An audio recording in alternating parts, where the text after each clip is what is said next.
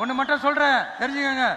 என்னதான் நீங்க இந்த நேரடி மறைமுக கூட்டணி குட்டிகரணம் போட்டாலும் தாமரை இலையில தண்ணியே ஒட்டாது.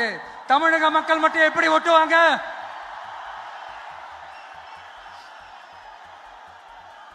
இங்க ஒரு எம்பி சீட்டு கூட தரலன்றதுக்காக தமிழ்நாட்டுக்கும் தமிழ்நாட்டு மக்களுக்கும் எதுவுமே செய்யாம ஓரவஞ்சனை செய்யுது இந்த ஒன்றிய பாஜக அரசு. சங்கம் வச்சு தமிழ் வளர்த்த மண் இந்த மதுரை மண். அதனால இங்க அந்த கீழடியில கிடைச்ச ஆதாரங்களை எல்லாம் மறைச்சிட்டு எங்க நாகரிகத்தையும் எங்க வரலாறையும் அழிக்கிறதுக்காக உள்ளடி வேலை செய்யலாம்னு நினைக்கிறீங்க. தமிழ்நாட்டை தொட்ட என்ன நடக்கும் நீங்க பல உதாரணங்கள் இருக்குது. அதனால இதையெல்லாம் மறைச்சிட்டு எங்க மக்களை ஏமாத்திடலாம்னு மட்டும் நினைக்காதீங்க. மத நல்லிணக்கத்திற்கு பெயர் பெற்ற இந்த மதுரை மண்ணிலிருந்து சொல்றேன், உங்க எண்ணம் எல்லாம் ஒரு நாளும் ஈடேறாது.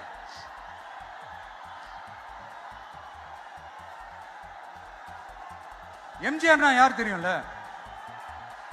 அவர் மாஸ்னா என்னன்னு தெரியும்ல? அவர் உயிரோடு இருக்கிற வரைக்கும் அந்த சிஎம் சீட்டை பத்தி ஒருத்தராலையும் நினைச்சு கூட பார்க்க முடியல, கனவு கூட காண முடியல. எப்படியாவது அந்த சிஎம் சீட்டை என்கிட்ட கொடுத்துருங்க, என் நண்பர் எம்ஜிஆர் திரும்ப வந்ததுக்கு அப்புறம் நான் திருப்பி கொடுத்துறேன்னு தன்னோட எதிரியை கூட மக்கள் கிட்ட கெஞ்ச வச்சவர் எம்ஜிஆர். எப்படி கெஞ்ச வச்சு? அதனால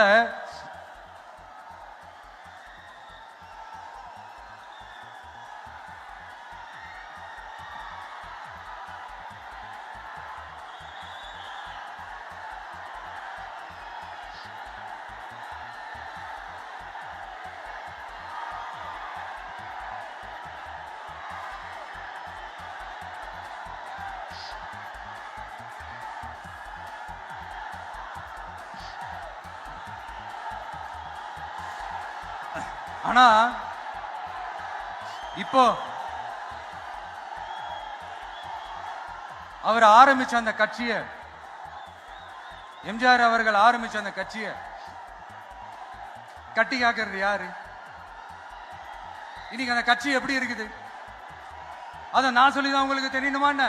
அப்பாவி தொண்டர்கள் அதை வெளியில சொல்ல முடியாம வேதனையில தவிக்கிறாங்க.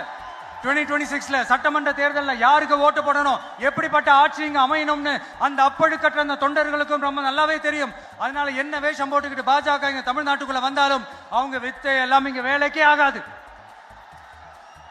இப்படி பொருந்தா கூட்டணியா இந்த பாஜக கூட்டணி இருக்கிறதுனால இப்ப ஆட்சியில இருக்கிற இந்த வெற்றி விளம்பர மாடல் திமுக என்ன செய்யுதுன்னு தெரியும்ல? பாஜகவோட உள்ளுக்குள்ள ஒரு உறவை ஒண்ணு வச்சுக்கிட்டு வெளியில எதிர்க்கிற மாதிரி ஒரு டிராமா ஒண்ணு பண்ணிக்கிட்டு, எதிர்கட்சியா இருந்தா போங்க மோடின்னு பலூன் விடுறது, ஆளுங்கட்சியா இருந்தா வாங்க மோடின்னு கொடை பிடிச்சுக்கிட்டு கும்பிடு போடுறது. இது மட்டுமா?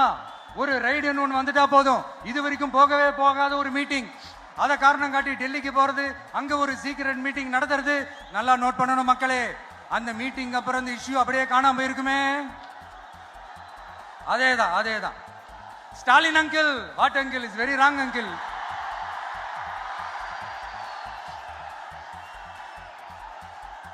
இப்படி தமிழ்நாட்டில் இப்ப நடக்கிற இந்த ஆட்சியினுடைய லட்சணத்தை பார்த்துக்கிட்டு நாம எப்படி சும்மா இருக்க முடியும்?